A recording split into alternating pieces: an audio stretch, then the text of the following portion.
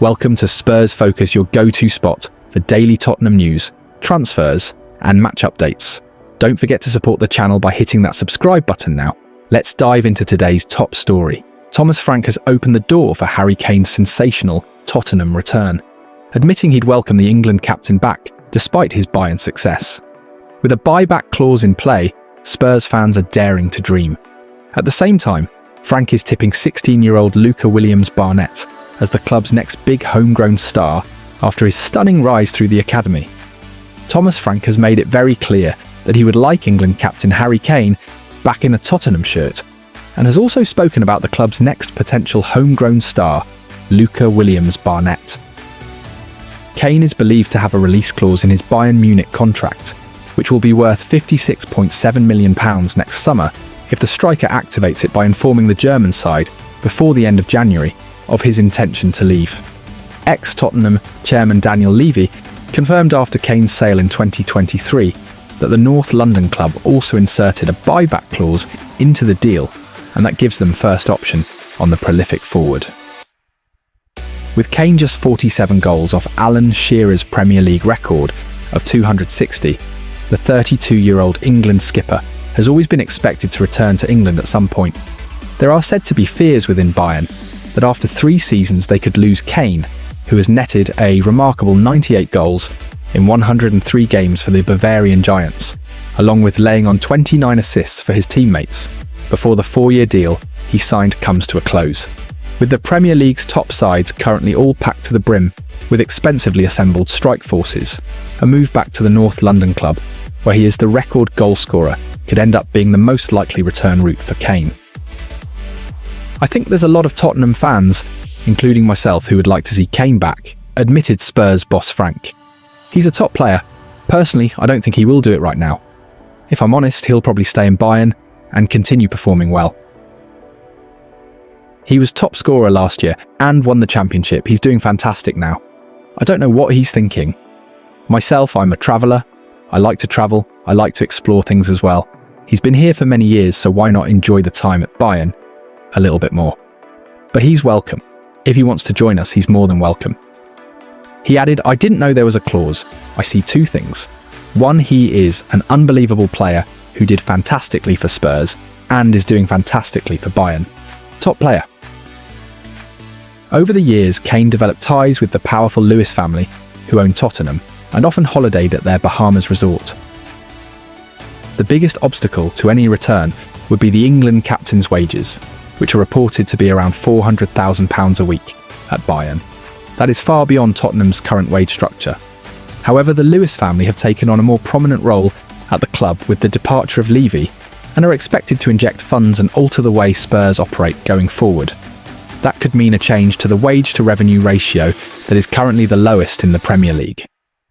Kane was one of Tottenham's own after coming through the ranks to become their top scorer, and now those within the club have high hopes for another potential star in their ranks, in 16-year-old Luca Williams-Barnett.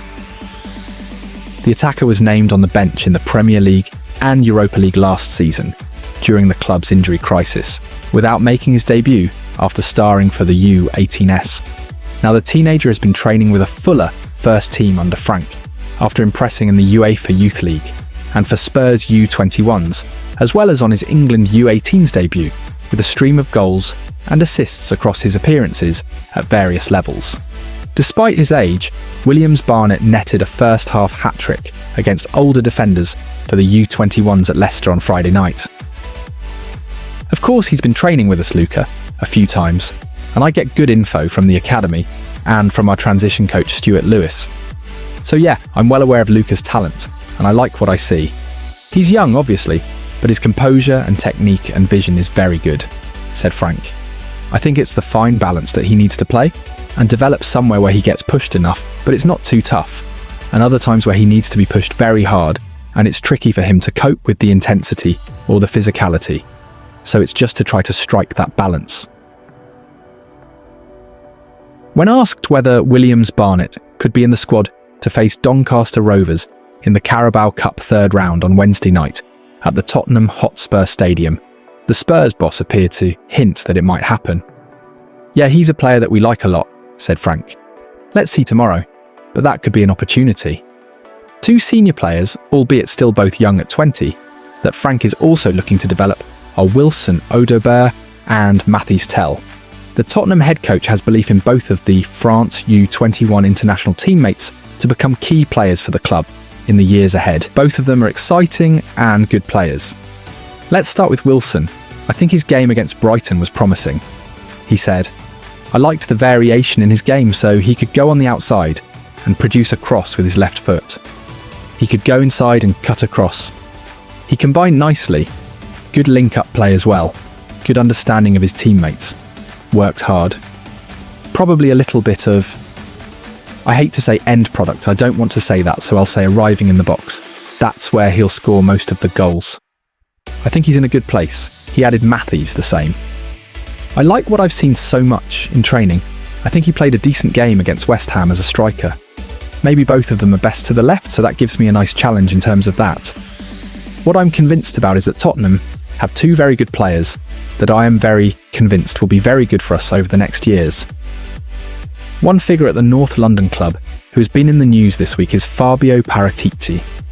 The club's former managing director of football resigned in April 2023 after receiving a 30-month global ban for his involvement in the Plusvalenza Juventus scandal, which involved claims that officials had inflated the official transfer fees with other Serie A clubs to create millions in capital gains for tax purposes and allow more to be spent in the transfer market than financial fair play rules would have allowed. The 53-year-old was retained by Spurs as a consultant, used particularly during transfer windows, but in recent months has become a more prominent presence at Tottenham games, again with an expected return to an official role at the club. There was more drama though around Paratici this week, when a plea request was accepted by an Italian judge to settle a false accounting case as part of the Prisma criminal investigation.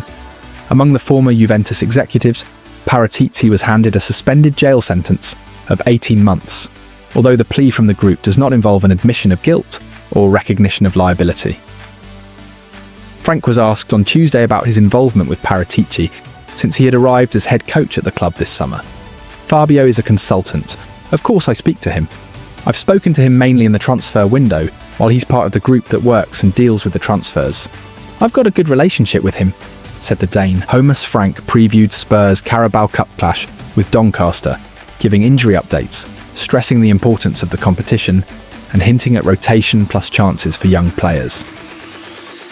Thomas Frank had the Carabao Cup on his mind on Tuesday at his press conference ahead of Tottenham's third-round clash with League One side Doncaster Rovers. Spurs reached the semi-finals of the competition last season and will now begin their Carabao Cup journey under a new head coach in Frank after a strong start to life under the 51-year-old. The Dane also reached the semi-finals of the tournament, where they lost to Tottenham in January 2021. At this press conference at Hotspur, Frank delivered injury updates on Dominic Solanke, Kota Takai, Randall Kolo Muani and Ben Davies, and discussed what kind of team he will put out against the Football League visitors at the Tottenham Hotspur Stadium on Wednesday night. Our Spurs correspondent Alistair Gold was among those putting the questions to Frank. Here's the full transcript from the press conference at Hotspur Way. "Of course, Kulusevski is a top player. I always liked him when I saw him from afar. He is a key player for us, a key player for me. Instead of putting an exact month, I just want him back as soon as possible. The medical guys and Kulusevski are working very hard on that. It's not tomorrow, but hopefully not too far away.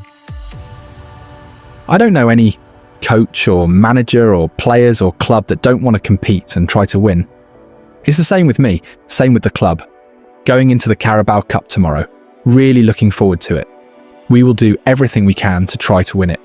You are in a tournament, we play for that, so of course we will do that. Naturally, there will be a little bit of rotation. There should be, with all respect to Doncaster, who will most likely play a fantastic game. Graham McCann, I know him very well as a coach.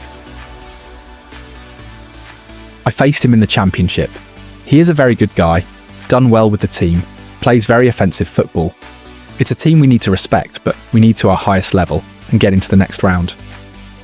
Of course I'd like to win, no doubt about that. For me, I think we probably need to take one game at a time, make sure we get past Doncaster tomorrow. And then if we continue progressing, then ask me that question when we get to the final. Before that, it's about winning the next one, because if we don't win the next one, there's no reason to speak about what's happening maybe in the future. They will both not be available for selection tomorrow. It's minor injuries, both of them. It's just too short a turnaround, unfortunately. Progressing. Both trained today with the team, so that's good. Antonin will start tomorrow, so I'm very happy with him as a goalkeeper. I think he's a very good goalkeeper, and I think he's got very good potential. For any player that is not starting, they're not happy. Some probably understand it a bit more, or outfielder sometimes. If you're young, you try to get your way into it, but at a certain stage, you always want to play. The same a bit with the goalkeeper.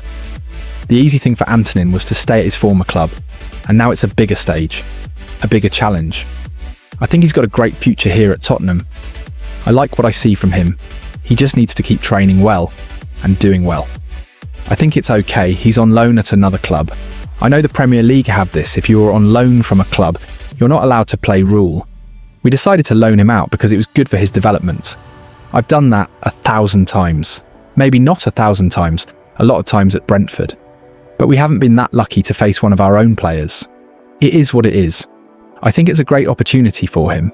Yes, there's a good chance for that. Did we lose to Gillingham? We did.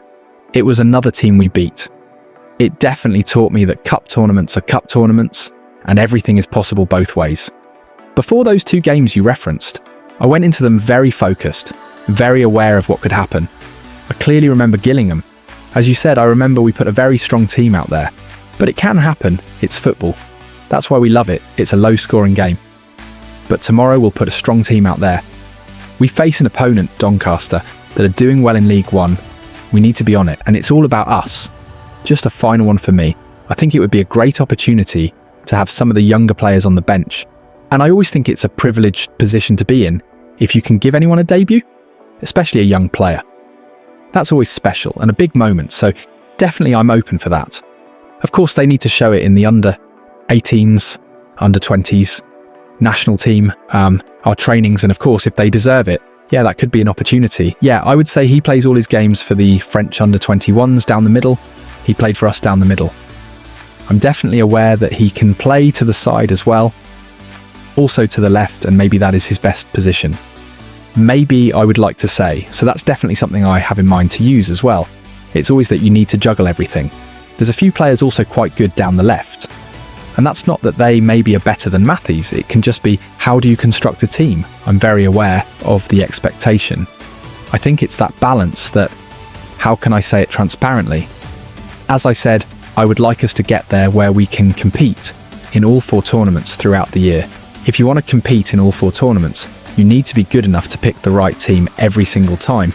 And I promise you, before I pick the team, it looks like an unbelievably good plan. And also to be brave enough sometimes with the selection, both ways to, I think, every single time we put a team out there.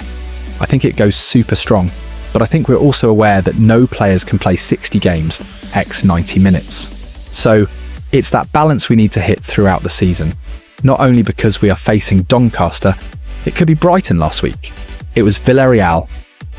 We made some changes, and we need to hit that perfect number of players that rotates, and then a strong team. And it will be a strong team tomorrow.